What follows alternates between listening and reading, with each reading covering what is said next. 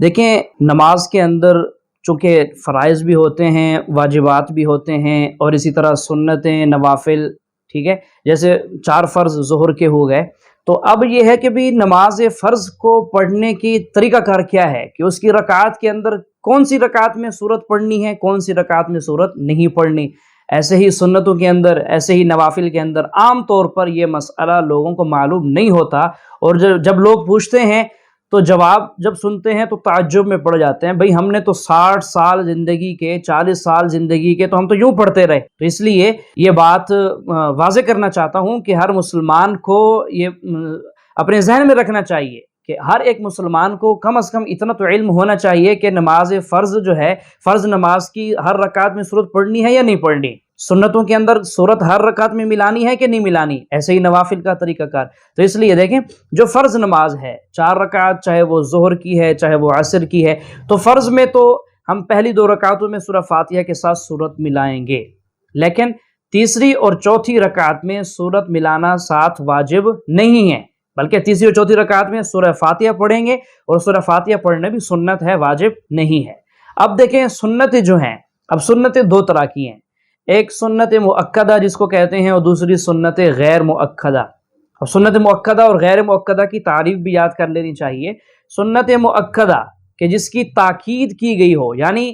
جس کو نبی صلی اللہ علیہ وسلم نے ہمیشہ پڑھا ہو، آپ نے چھوڑا نہ ہو، یہ اس کی سنت مؤکدہ کی تعریف ہے۔ تو سنت مؤکدہ کون سی ہیں اور غیر مؤکدہ کون سی ہیں؟ اور غیر مؤکدہ وہ ہیں کہ جن کو نبی علیہ الصلوۃ والسلام نے کبھی پڑھا اور کبھی چھوڑ دیا۔ اب اگر ہم اس کو کبھی پڑھ لیں گے تو اس کو ثواب ضرور ملے گا، اور اگر ہم اس کو چھوڑ دیں گے غیر مؤکدہ کو، تو سنت غیر مؤکدہ کے چھوڑنے پر گناہ نہیں ملے گا۔ اگر ہم سنت مؤکدہ پڑھیں گے تو ثواب ملے گا، اور اگر سنت مؤکدہ کو چھوڑ دیں گے تو اس کے چھوڑنے پر گناہ ملے گا۔ اب سنت مؤکدہ کون سی ہیں؟ دیکھیں، نماز فجر کی پہلی 2 سنتیں یہ مؤکدہ ہیں، ان کو پڑھنا لازمی ہے۔ عطا کی حدیث پاک میں اتنا فرمایا، اگر تمہیں گھوڑے روند ڈالیں تب بھی فجر کی سنتوں کو مت چھوڑو، ٹھیک ہے۔ اور اسی طرح ظہر کی پہلی 4 سنتیں، اور ظہر کے بعد والی 2 سنتیں یہ بھی مؤکدہ، اور اسی طرح عصر کو چھوڑ کر مغرب کی طرف آپ آ جائیں، مغرب کے بعد کی 2 سنتیں یہ بھی مؤکدہ،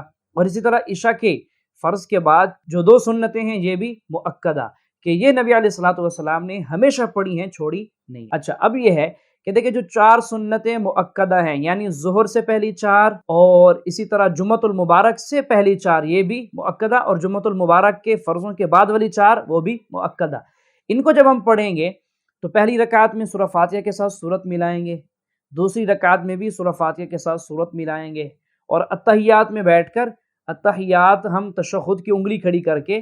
پھر ہم جو ہے وہ تیسری رکعت کے لیے کھڑے ہو جائیں گے۔ اب تشہد کی انگلی کا مسنون طریقہ کیا ہے، اس کو کیسے کھڑا، انگلی کو اٹھا کر کب رکھا جائے، کب اٹھایا جائے، اور اس کی کیا فضیلت ہے، یہ ہم ایک اپنے کلپ میں بیان کر چکے ہیں، آپ اس کو یوٹیوب پر سرچ کریں، آپ کو ضرور مل جائے گا۔ اب آگے چلتے ہیں، اب تیسری رکعت میں کھڑے ہو کر سورہ فاتحہ کے ساتھ سورت ملائیں گے، اسی طرح چوتھی رکعت میں بھی سورہ فاتحہ کے ساتھ سورت ملائیں گے، ٹھیک ہو گیا۔ یہ وہ سنتیں جو مؤکدہ ہیں ان کا پڑھنے کا طریقہ، اس کے بعد ہم سلام پھیر دیں گے۔ اب جو سنتیں غیر مؤکدہ ہیں، اب وہ کون سی ہیں؟ عصر اور عشاء سے پہلی 4 سنتیں، ٹھیک ہے، اور اسی طرح اگر آپ 4 رکعت نفل اکٹھے پڑھتے ہیں، ایک نیت کی 4 رکعت نفل کی، جیسے صلاۃ و تسبیح، ٹھیک ہے، اس طرح کی، تو اب ان کو کیسے پڑھنا ہے؟ دیکھیں، پہلی رکعت میں سورہ فاتحہ کے ساتھ سورت ملانا لازمی، پھر دوسری رکعت میں بھی سورہ فاتحہ کے ساتھ سورت ملانا لازمی، پھر اتحیات میں ہم افضل اور بہتر طریقہ فقہاء کرام لکھتے ہیں کہ یہ ہے کہ اتحیات کو آخر تک پڑھا جائے، کہ اتحیات پڑھ کے، درود پاک پڑھ کے، اور آخر کی دعا بھی پڑھی جائے، اور صرف سلام نہ پھیرا جائے، پھر تیسری رکعت کے لیے کھڑا ہو جائے آدمی، اور پھر تیسری رکعت میں ابتدا میں سورہ فاتحہ نہیں پڑھنی بلکہ اس کے ساتھ ثنا ملانی ہے، سبحانک اللہم و بحمدک، ثنا پڑھ کے پھر سورہ فاتحہ، پھر اس کے ساتھ سورت ملائیں گے، ٹھیک ہے۔ اور اسی طرح چوتھی رکعت میں بھی پہلے سورہ فاتحہ پڑھ کے اس کے ساتھ سورت ملائیں گے،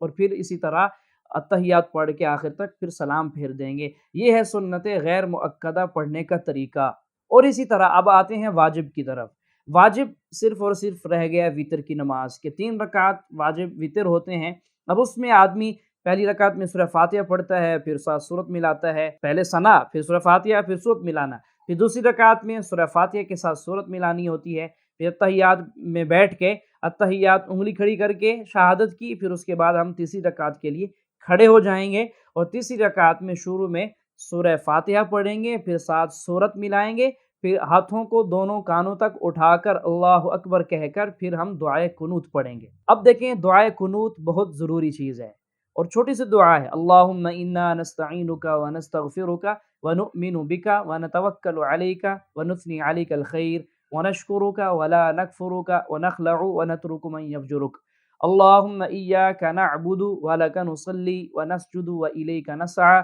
ونحفظ ونرجو رحمتک ونخشى عذابک ان عذابک بالکفار ملحق۔ بہت بہترین اور خوبصورت دعا ہے، اگر ہر ایک آدمی اس کے ترجمے کے ساتھ اس کو یاد کر لے تو پڑھتے ہوئے بہت لذت ملتی ہے۔ تو یہ آدمی کو یاد کرنا اور پھر دعائے قنوت کو وطروں میں پڑھنا واجب ہے۔ اب عام طور پر لوگوں کو یاد نہیں ہوتی تو کیا کر لیتے ہیں، 3 دفعہ سورہ اخلاص پڑھ لیتے ہیں یا سورہ کافرون پڑھ کر گزارا کر لیا۔ نہیں بھائی، جب تک یاد نہیں ہوتی، ایک تو آدمی کو یاد کرنی چاہیے فی الفور یعنی فوراً، تو جب تک یاد نہیں ہوتی کوشش کرتا رہے آدمی، ساتھ ساتھ اس کی جگہ پر ربنا آتنا فی الدنیا حسنہ وفی الآخرۃ حسنۃ وقنا عذاب النار اس دعا کو پڑھا جائے۔ اگر کسی کو یہ بھی دعا یاد نہیں ہے تو اللہم اغفر لی، اللہم اغفر لی، اللہم اغفر لی 3 دفعہ اس کو پڑھا جائے، ٹھیک ہے۔ اس کے بعد پھر اتحیات مکمل کر کے پھر سلام پھیر دیا جائے۔